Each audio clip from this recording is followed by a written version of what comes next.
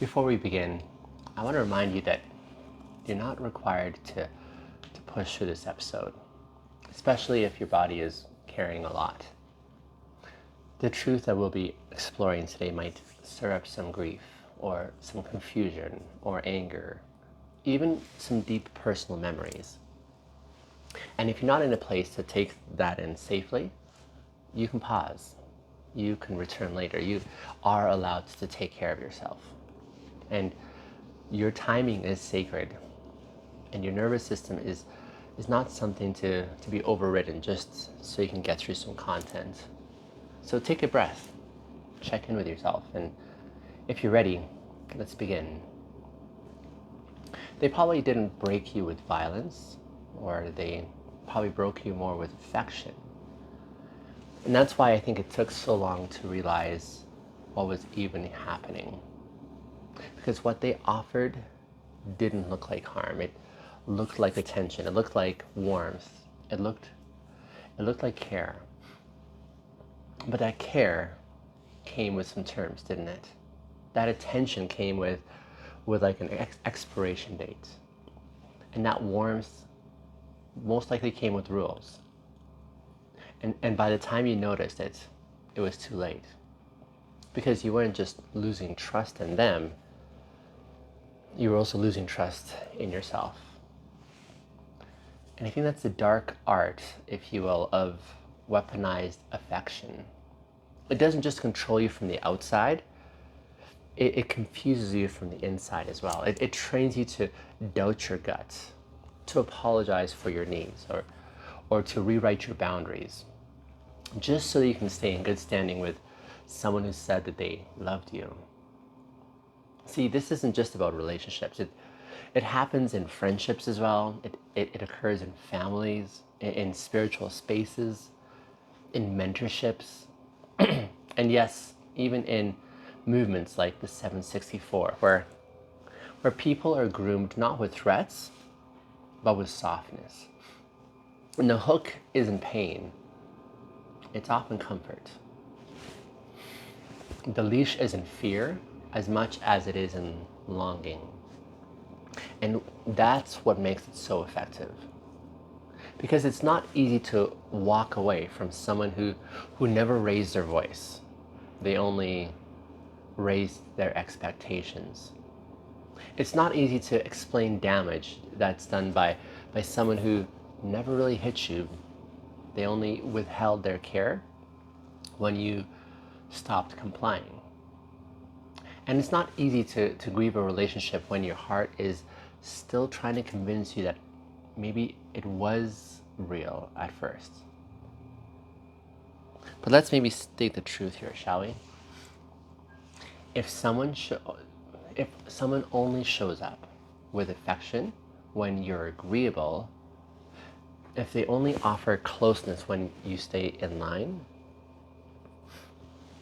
if they use warmth as this currency and then silence as a punishment, that wasn't love. That was leverage.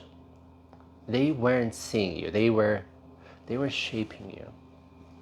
They weren't really connecting with you. They were conditioning you. And they weren't really loving you. They were more controlling you. They were controlling your access to care so that you would give them access to your life on their terms. There are a couple of unspoken phases that weaponized affection tends to usually follow. They're not always sequential, I think, but they're almost always present in some form of, like, when this kind of emotional grooming is at play. And once you see it, I don't think it's possible to unsee it. So first there's the flood, right? It's that moment early on when affection feels really intense and affirming and even intoxicating. And you're told how special you are. You're seen, you're celebrated, you're understood. And you feel like this person finally gets you in a way that no one else really has. It feels like destiny, like soul connection alignment, right? But underneath all this emotional intensity is something else. Speed. It's all happening so fast. There hasn't been enough time to build mutual trust or mutual truth telling or shared resilience. But that doesn't matter to them because their goal is not mutuality, it's emotional merging. And even like the faster that they can get into you and get you in this space, the more likely you are to question it later, because now it doesn't really feel like they're amazing. It feels like you're amazing together. And if you're amazing together, then the challenge to that harmony feels a lot like betrayal. And then next comes the fusion. This is when your life begins to revolve around their emotional temperature. When you start pre-editing your words based on how they might respond. When their opinions shape your self-image, and when their silence feels like punishment on your end, and their attention just feels like oxygen that you need. This is the point where affection becomes this form of emotional currency. And you begin to have to earn it. You have to maintain it. You have to protect it. And in this process, you start negotiating away your instincts. And you start keeping things to yourself. You downplay your discomfort. You prioritize their validation over your inner voice and clarity, because somewhere along the way you started believing the lie that their warmth is really proof of your worth. And then comes the freeze. This one is subtle, but it's devastating. The freeze is what happens when the affection that once flowed freely now comes in fragments, interrupted, conditional, withdrawn. But it's never named. They don't tell you why they're distant. They just become colder and more quiet and less responsive. And that silence just sends you into overdrive. You start trying harder. You blame yourself. You wonder what you did wrong.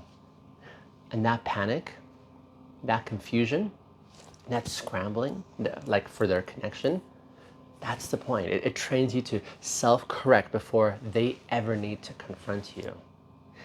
It teaches you that affection can be lost at any moment, and it keeps your job having to earn it. And you're policing yourself on their behalf, and they don't ever have to say a word. And then finally, there's the fragmentation. And this is where the lines blur so badly that you don't know where you end and they begin. And you've internalized their version of you so that you question every reaction. And you feel needy for expressing these simple truths. You feel guilty for wanting space, and you feel ashamed for naming harm. And even when you do speak up, you find yourself softening your words just to protect their feelings. See, that's you thinking you're being compassionate, but you're not. That's just managing their perception of you, so you don't have to lose the crumbs of care that they're still offering. That's not intimacy. That's emotional survival. So if any of this sounds familiar, if you've lived through it, or you're still trying to untangle yourself from it, then you need to know something loud and clear. You were not weak for wanting attention. You were not naive for craving safety. You were not foolish for trusting someone who offered you warmth. They knew exactly what they were doing. And you were never meant to carry that shame for how they twisted something sacred into something strategic. This is, I think, the deepest cruelty of weaponized affection. It distorts not just how you see others, but more importantly, how you see yourself. It makes you question your own generosity. It makes you wonder if maybe you were too much, too needy, too intense, too sensitive, too emotional. But those weren't flaws. They were openings, places in you that were vulnerable enough to receive that love. And someone used those openings for control. But it doesn't have to end there, though, because the moment that you start naming it, that's the moment that you say out loud, that was not love. That was manipulation with a soft voice. It's then that you begin to reclaim your agency. And you start noticing the patterns. You start honoring your instincts, and you stop blaming yourself for shrinking so that you could preserve someone else's power. And eventually you just start walking differently. You no longer mistake intensity for intimacy. You no longer interpret silence as your fault. You no longer let affection become a leash. Instead, now you begin seeking out relationships that breathe instead of bind. People who offer care without conditions, or spaces that welcome your wholeness instead of asking you to earn your inclusion. And maybe, most sacred of all, is you begin offering those things to yourself again. You begin loving yourself without leverage. You begin holding yourself with honesty and trusting your heart without apology. Because the antidote for weaponized affection isn't detachment. It's discernment. Not hardening your heart, but instead learning to tell the difference between love that heals and a love that holds you hostage. That's, I think, what this healing journey is really about. It's about learning to believe that your longing for love wasn't the problem. It was their misuse of it. So learning to believe that your openness wasn't a weakness is a powerful progression. Their manipulation was the alien here.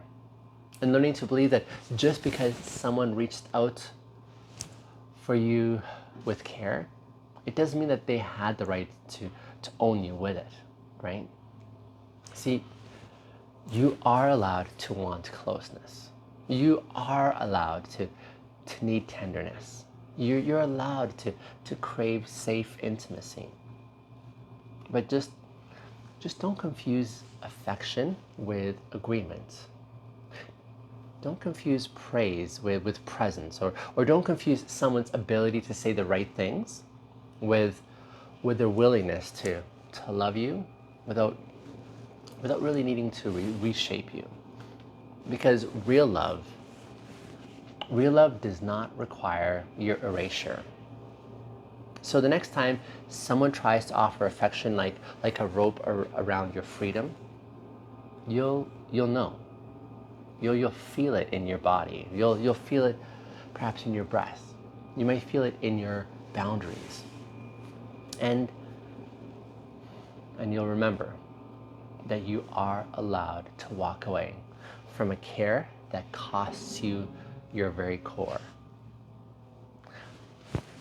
My dear listener, if this episode helped you name something that you've been struggling to explain, or if it validated what your intuition already knew, I hope you'll stay on this journey with me. Because in tomorrow's episode, I'm going to be unpacking one of the most overlooked tools of emotional control. And that's, I've titled that episode, Isolation by Design. We're going to look at how manipulators don't just twist affection, they in essence cut you off from every source of safety and truth in your life. And they don't just control you through connection, they control you through disconnection. And once you see how that plays out, I think you'll be one step closer to reclaiming the community, the clarity and the confidence that's always been your birthright. But until then, may you trust your voice. May you honor your body's wisdom. And may you never again confuse control for care. Thanks for listening. I'll see you in tomorrow's episode.